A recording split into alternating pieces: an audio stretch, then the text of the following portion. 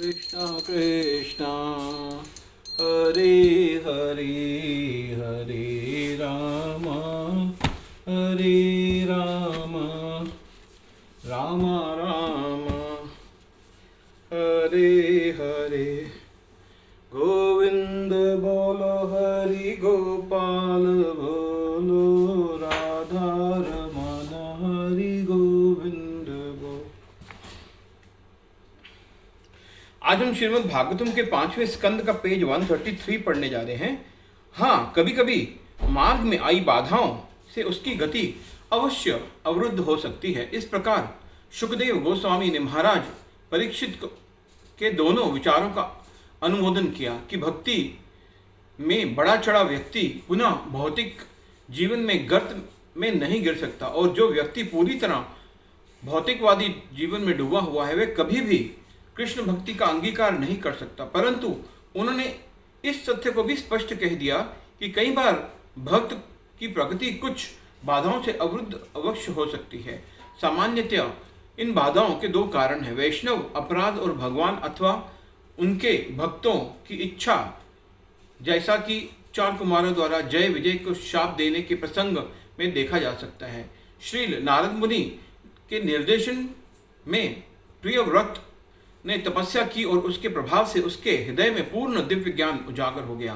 प्रियव्रत की अनुपस्थिति में उनके छोटे भाई उत्तानपाद ने अपने पिता स्वयंभू मनु के निर्देशानुसार पृथ्वी पर राज्य किया। प्रचेताओं के समय तक आने वाले सारे शासक महाराज उत्तानपाद के वंशज ही थे, परंतु प्रचेताओं के पश्चात जब पृथ्वी पर शासन करने के लिए कोई सुयोग्य राजा नहीं रहा, उस समय अन्य कोई उपाय न देखते हुए स्वयंभू मनु अपने ज्येष्ठ पुत्र को लाने के लिए गंधमादन पर्वत पर गए।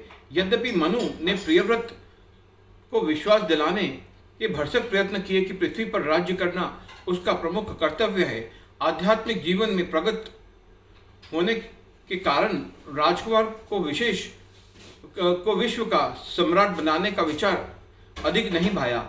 यद्यपि वे जानते थे कि पिता की आज्ञा का उल्लंघन ठीक नहीं है, उन्होंने अपने पिता से प्रश्न पूछा कि यदि इस सांसारिक उत्तरदायित्व को स्वीकार करने से वे अपने भक्तिपथ से विचलित हो जाएंगे तो फिर क्या होगा।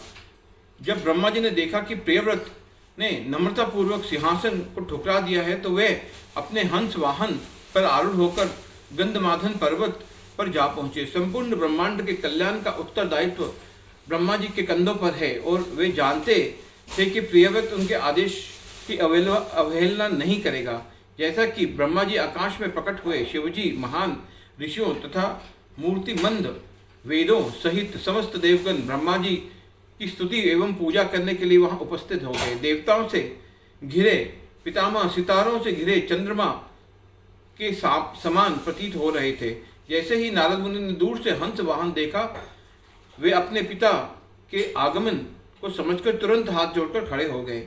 उन्हें देख स्वयंभू मनु और प्रियव्रत भी आदरपूर्वक ब्रह्मा जी के अभिवादन और स्वागत करने लगे। वहां उपस्थित सब लोगों की स्तुतियों को स्वीकार करके ब्रह्मा जी अपने सम्मुख खड़े प्रियव्रत को करुणा भरे नेत्रों से देखकर मुस्कुराने लगे।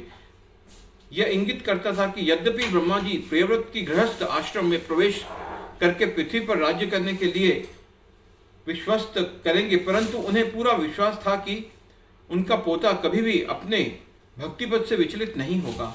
दादा और पोते के बीच मजाक भरी स्पर्धा होना सामान्य बात है। यहाँ प्रियव्रत वैराग्य के अपने व्रत में डटे हुए थे, और ब्रह्मा जी भी उन्हें पृथ्वी का राज्यभार सौंपने के विचार पर अडिग थे। तब ब्रह्मा जी ने कहा, देखो पुत्र प्रियव्रत, ध्यानपूर्वक मेरी बात सुनो। भगवान से द्वेष मत रखो, वे हम सब की कल्पना शक्ति से परे हैं। मैं शिवजी, नारद मुनि आदि हम सब सदैव उनके आदेश का पालन करते हैं। कोई भी व्यक्ति अपनी तपस्याओं, योग शक्तियों, शारीरिक बल, बुद्धि अथवा अन्य किसी भी साधन द्वारा भगवान की आज्ञा की अवहेलना नहीं कर सकता। हरे कृष्णा कृष्णा कृष्णा।